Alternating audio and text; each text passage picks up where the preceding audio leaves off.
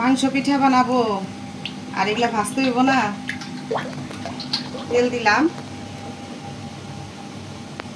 আর এই যে এখানে পিঠাগুলো বানাইতেছি। ফার্স্টে মুরগির মাংসগুলো বানাইতেছি, কারণটা হচ্ছে কেন জানেনই তো, মাহিনের জন্য।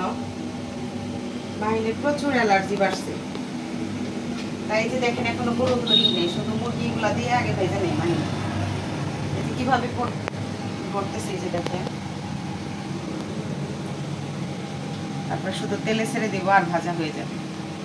পিঠা বানাইতে আমার খারাপ লাগে না, আমার পিঠা বানাইতে অনেক ভালো। এই যে দেখেন পিঠা, এগুলো মুরগির মাংস। একটা একটা করে সব কয়টা পিঠা ছেড়ে দিতেছি। তেল কি গরম হয় না?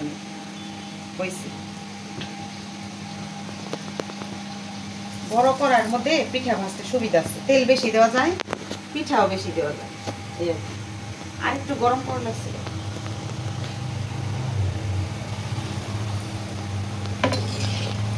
তাড়াতাড়ি হয়ে যাবে পিঠা। আমাদের বাড়িতে যদি পিঠা বানায়, পিঠা ভাজার দায়িত্ব কিন্তু সবসময় আমার কাছে। আর এই যে ভিডিওর কথা বলতেছেন না, ভিডিও আমার ছাড়তেই হইব। আমি খারাপ থাকি, ভালো থাকি, সুস্থ থাকি, যে কোনো মুহূর্তে আমার ভিডিও ছাড়তে হইব। এত কষ্ট করে পেজ এই পর্যন্ত আনছি, এখন আর ভিডিও না ছাড়ে কি করবো? দেখেন পিঠা কত ফুলকো ফুলকো হচ্ছে, মাশাআল্লাহ।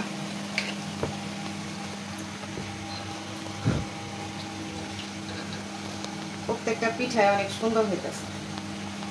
আর মাংস পিঠা আমার খুব পছন্দের একটা পিঠা, আমার মাহিনেরও।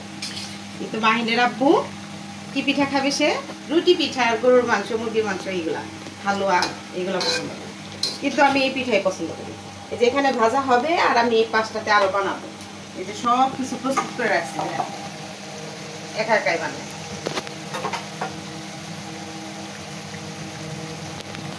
পিঠা একদম ব্রাউন কালার করে ভাজতেছি। এখন এটা উঠিয়ে ফেলবো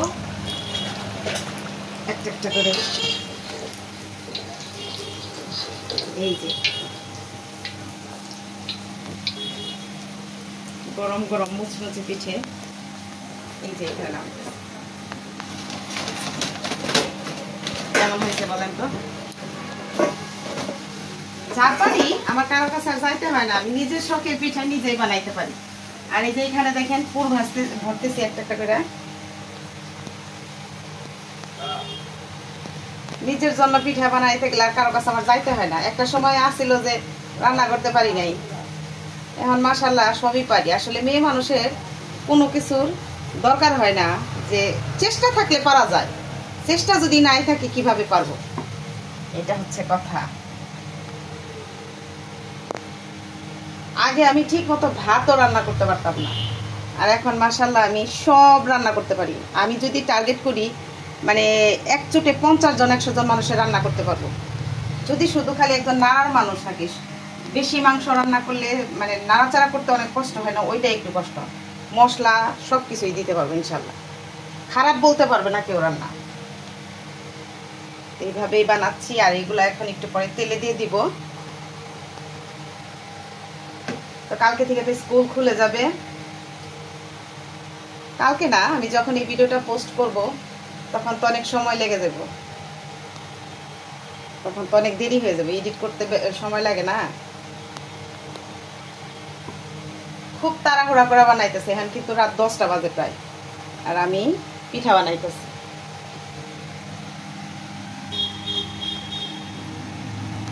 পরবর্তী পিঠাও দিয়ে দিচ্ছি। এখন তেল ঠিক মতো গরম হয়েছে। একবার আমি মাংস পিঠা বানাইছিলাম, বিশ্বাস করেন সব ভর্তা হয়েছিল, মানে ডো ঠিক মতো খোলা হয়েছিল না, আর মাংস ভিতরে দিছি আর ভিতরে খালি পুর নষ্ট হয়ে গেছে। আর আপনাদের একটা পিঠা ভাইয়া দেখাই, আমার কিন্তু হাতে আছে, রুটি বানাইতেছি তো ওই কারণে পিঠা আপনাদের ভাইয়া দেখাচ্ছি। দাঁড়ান কিরকম হয়েছে দেখেন।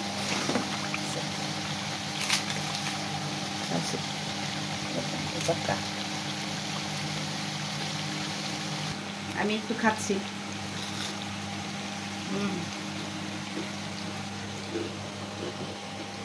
অনেক মজা হয়েছে,